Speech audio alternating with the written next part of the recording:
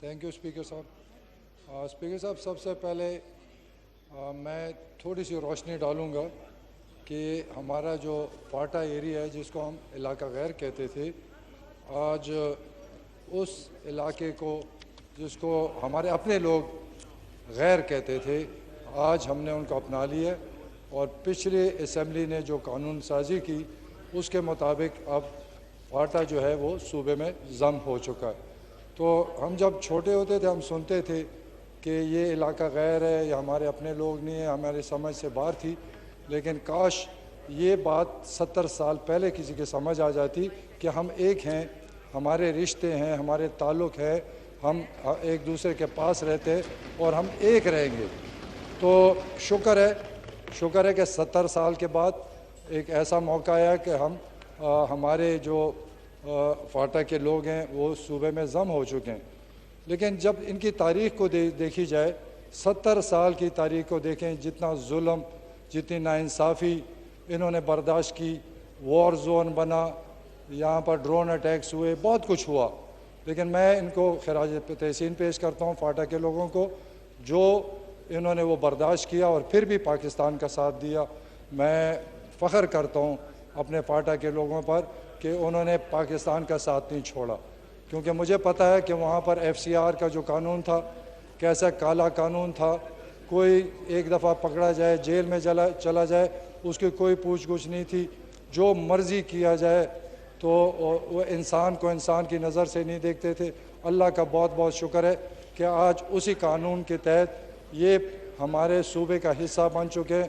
میں تو بار بار ان کو کہتا ہے جو ہم پہ گزرے گی وہ ہم ایک برابر اس کو برداشت کریں گے انشاءاللہ تعالی. وہاں کے لوگوں کی زندگی بہتر ہوگی, وہاں ترقی آئے گی, تعلیم بہتر ہوگی, وہاں ڈیولپمنٹ ہوگی, وہاں بہت کچھ ہے. اس وقت جو فاٹا ایریا جو ضم ہو چکا ہے وہاں اتنا کچھ ہے کہ پاکستان کی ترقی میں بھی حصہ دے سکتے ہیں. وہاں منرلز ہیں, وہاں ہر چیز اللہ تعالیٰ نے وہاں دی ہوئی ہے, لیکن وہاں پر کوئی ایکسیس نہیں تھا. تو انشاءاللہ یہ وقت آئے گا کہ فاٹا ترقی کرے گا, وہاں خوشحالی آئے گی. میں یہ جو فاٹا کا علاقہ تھا یہ 1947 میں یا برٹش دور میں اس کو ایک بفر زون بنایا گیا تھا تاکہ یہ دو افغانستان اور پاکستان کے بیچ ہماری فورسز وہاں نہیں تھی, تو تاکہ یہ دونوں کا بفر زون ہو اور ایک سیکیور ہمارے لیے یہ سیکیورٹی بنے ہوئے تھے. یہ ہمارے اس وقت فورسز تھے جو ہمارے بارڈر کو پروٹیکٹ کرتے تھے.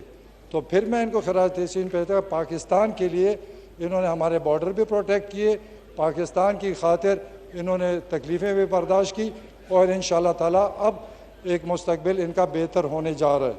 مجھے فخر ہے اور خوشی ہے کہ آج ساری پارٹیاں ہم متفق ہیں ایک ہی نیشنل ایجنڈے پر, اور یہ خوش آئند بات ہے. اور میری ریکویسٹ یہ ہے, ایسی بہت ساری چیزیں ہیں, ہمیں اکٹھے ہو کے چلنا ہے ملک کی خاطر. جہاں پر قومی نیشنل ایشو آئے تو اس پر ہمیں زیادہ بحث نہیں کرنی چاہیے, ہم نے مل کر اس پہ کام کرنا چاہیے کہ یہ ملک نہ حکومت کا ہے نہ اپوزیشن کا, یہ سب کا ملک ہے. اب سب نے ملک اکٹھے ہو کے چلنا ہے تاکہ کوئی نتیجہ نکلے, کیونکہ جو کچھ ہم پاکستان میں دیکھ رہے ہیں, جو حالات ہم دیکھ رہے ہیں, جو جتنے ہم ڈوبے جا رہے ہیں, اس کی خاطر ہم نے سب نے اکٹھا کام کرنا ہوگا. جیسے بڑا پن آج دکھایا, مجھے امید ہے کہ یہ بڑا پن آئندہ بھی ہمیں نظر آئے گا. اس کے علاوہ یہ جب یہ ضم ہونے کی بات شروع ہوئی تو یہ کیس CCI میں 3 دفعہ 4 دفعہ آیا. 2 سال ہم اس پہ بحث کرتے رہے. میں نے ہمیشہ اس بات کی سپورٹ کی کہ جلد از جلد اس کو ضم کیا جائے. جب گیلانی صاحب پرائم منسٹر تھے اس وقت میں نے بات کی کہ اس کو ضم کریں, اٹس ناؤ اور نیور. آج نہیں کرو گے کبھی بھی نہیں ہوگا, لیکن اس کو ٹال دیا گیا. اس کے بعد خاقان عباسی صاحب وزیر اعظم بنے, CCI میں ایز اے چیف منسٹر میں بیٹھا تھا, میں نے سرتاج عزیز کریں, میں نے سب سے بات کی اور وہاں بیٹھ کر میں نے یہ سوال اٹھایا, اگر آج آپ نہیں کرو گے, اگر آج آپ اس کو ضم نہیں کرو گے تو میں اس کا حصہ نہیں بنوں گا, میں یہاں سے واک آؤٹ کروں گا اور احتجاج کروں گا کہ یہ ملک کے ساتھ دھوکہ ہو رہا ہے اور یہ فاٹا کو ضم نہیں کر رہے ہیں. اس وقت آرمی چیف نے، خاقان عباسی صاحب نے، سب نے مل کر فیصلہ کیا کہ یہ فیصلہ آج ہی کرنا ہے. تو شکر الحمدللہ اس دن فیصلہ ہوا اور اگلے اسمبلی کے سیشن میں اس کو پاس کیا گیا. یہ بہت بڑی بات ہے کہ اس میں بہت ساری رکاوٹیں تھیں، لیکن جب نیت صاف ہو، ارادے ٹھیک ہوں، تو بہت سے پہاڑ بھی ہم پار کر سکتے ہیں.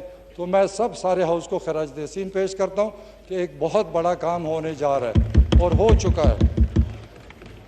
اب اس وقت چونکہ فاٹا میں وہ ادارے نہیں تھے، وہ سسٹم نہیں تھا، صوبائی حکومت دن رات کام کر رہی ہے کہ وہاں ایجوکیشن، ہیلتھ، کورٹس، پولیس، عدالتیں سب قائم ہوں، تاکہ فاٹا کے لوگ جو ضم ہو گئے وہ یہ محسوس نہ کریں کہ ہمیں وہ حق نہیں دیا جا رہا. تو ہماری متواتر میٹنگز ہو رہی ہیں اور کوشش کر رہے ہیں کہ جلد از جلد ان لوگوں کے لیے تعلیم، صحت، یونیورسٹیز، کالجز، کارخانے، ان کے روزگار کے لیے بندوبست کیا جائے. تو میں یقین دلاتا ہوں اپنے ان لوگوں ساتھ ایجنسیز کو جو ہمارے ساتھ ضم ہو گئے، انشاءاللہ تعالی مجھے یقین ہے کہ آپ بہترین ترقی کریں گے. کیونکہ جو میں دیکھ رہا ہوں، جو 3% شیئر دیا جا رہا ہے صوبوں اور فیڈرل کی طرف سے، یہ تقریباً 100 ارب روپے بنتے ہیں سال کے، اور یہ 10 سال 1000 ارب ان کو ملیں گے، جو ہمارے صوبے کے بجٹ کے برابر ہے.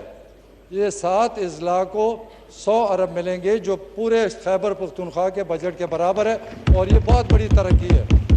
اور انشاءاللہ ان کو مایوس نہیں ہونا چاہیے، کیونکہ میں دیکھ رہا ہوں کہ وہاں انشاءاللہ یونیورسٹیز بھی آ رہی ہیں، کالجز بھی آئیں گے، بڑے بڑے ہاسپٹل بھی آ رہے ہیں، وہاں سڑکیں بھی بنیں گی، وہاں پر پانی کا بہت بڑا مسئلہ ہے وہ بھی انشاءاللہ حل ہوگا، وہاں بجلی کا بہت بڑا مسئلہ ہے کہ وہاں پر 24 گھنٹے بجلی نہیں ہوتی، پانی کا بہت ایشو ہے. تو بہت سارے ایشوز ہیں. تو اگر ہم مل کر کام کریں گے تو مجھے لگتا ہے کہ انشاءاللہ 4-5 سال میں، 6-7 سال میں یہ ہمارے صوبے سے آگے ترقی کر جائے گا. اور مجھے یقین ہے کہ یہ فاٹا کے لوگ پاکستان کے ساتھ ان کی جو محبت ہے، جو پیار اس پاکستان کے ساتھ ہے، یہ اور بڑھے گا. کیونکہ جب ہم ان کو اپنا حق دیں گے، جب یہ محسوس کریں گے کہ ہم ایک برابر ہیں، تو انشاءاللہ یہ اور محبت پیدا ہوگی. تو ہم ان کو یقین دلاتے ہیں کہ ہم آپ کے ساتھ کھڑے ہیں. سارا پاکستان اس وقت آپ کے ساتھ کھڑا ہے، ساری پولیٹیکل پارٹیز آپ کے ساتھ کھڑی ہے. تو کوئی فکر نہ کریں. میں فاٹا کے دوستوں کو ہمیشہ کہتا ہوں کہ یار یہ فاٹا والا بھول جاؤ، اب تم خیبر پختونخوا کا حصہ ہو.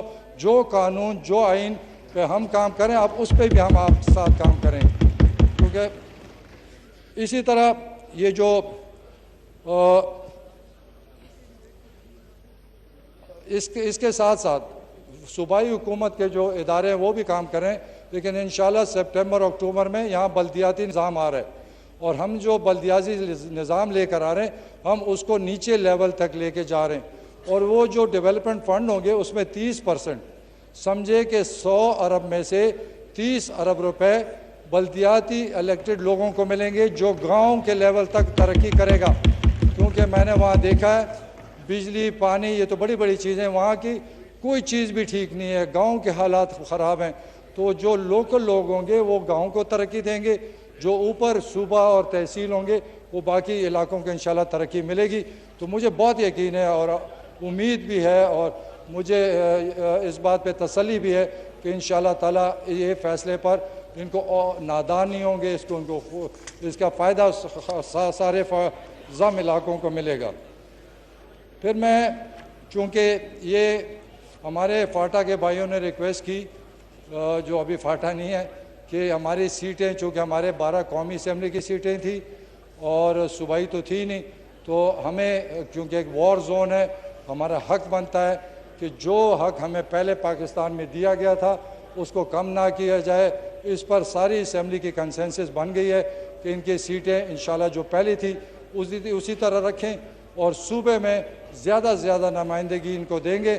انشاءاللہ پیر کے دن ہم یہ جو ان کے جو سیٹس کا معاملہ ہے اس کو انشاءاللہ کنسنسس سے پاس کریں گے.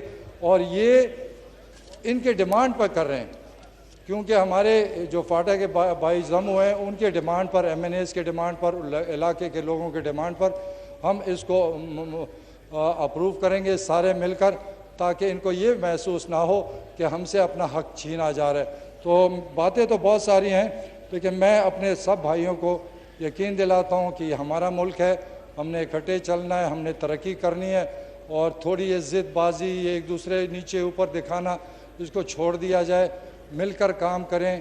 اور اپوزیشن کو ہم امید کر رہے تھے آج ہم سے ملاقات ہوگی، یہ آج آئے نہیں، ہماری کوئی دشمنی تو ہے ہی نہیں، آئیں بیٹھیں بات کریں، اس میں کیا فرق پڑتا ہے۔ خواجہ صاحب کل بہت غصے ہوئے تھے، لیکن غصہ نہیں کرنا چاہیے، غصہ ہمیں بھی آتا ہے، اور کبھی کبھی مجھے یہ افسوس ہوتا ہے کہ کبھی ایسا نہ ہو جب آپ ہمارے اسپیکر پہ اٹیک کرتے ہیں، ایسا نہ ہو کہ ہم پروٹیکٹ کرنے کے لیے کھڑے ہو جائیں، پھر کیا ہوگا؟ پھر تو بہت جنگ شروع ہو جائے گی۔ تو ایسا نہ کریں، کیونکہ ہم بھی اپنے اسپیکر کو بچانا چاہتے ہیں، ہم بھی اپنے اسپیکر کی عزت چاہتے ہیں۔ اگر آپ کے اسپیکر ہو، آپ سن لو تو برداشت تو کرو نا یار۔ شکریہ جی، شکریہ جی۔ نہ میری آپ بات سنو، اچھا بات سن لو نا، جی اچھا سن لو نا یار۔ جی خٹک صاحب پلیز۔ آپ مسئلہ یہ ہے، دیکھیں آپ لوگوں کا مسئلہ یہ ہے کہ آپ ہمیں کہتے ہیں، آپ سن لیں نا، آپ سن تو لیں نا، بات تو سن لو، پھر ہم بھی نہیں سنیں گے، اس طرح نہیں ہوگا۔ جی پلیز خٹک صاحب، یہ کون؟ Address the chair please, address the لیکن چیئر۔ بات یہ ہے، آپ ہمیں کہتے ہیں کہ سننے کی برداشت نہیں ہے، آپ میں کہاں ہے برداشت؟ جب آپ بات کر کے نکل جاتے ہیں، ہماری باری آتی ہے آپ بھاگ جاتے ہیں، آپ میں برداشت ہے ہی نہیں، آپ بات سنتے ہی نہیں ہیں، اپنی بات ہمیں سنا دیتے ہیں۔ ہم یہاں پر اس لیے نہیں بیٹھے کہ ہم آپ کی بات سنیں اور جواب بھی نہ دیں، آپ بات کریں گے ہم جواب دیں گے، آپ بات کریں گے ہم آپ کو جواب دیں گے، آپ کو سننا پڑے گا۔ یہ کوئی طریقہ نہیں ہے کہ وہاں سے چیخیں آوازیں آئیں، یہ کوئی اسمبلی نہیں ہے، یہاں پر کوئی بازار نہیں لگا ہوا، آپ کو سننا پڑے گا۔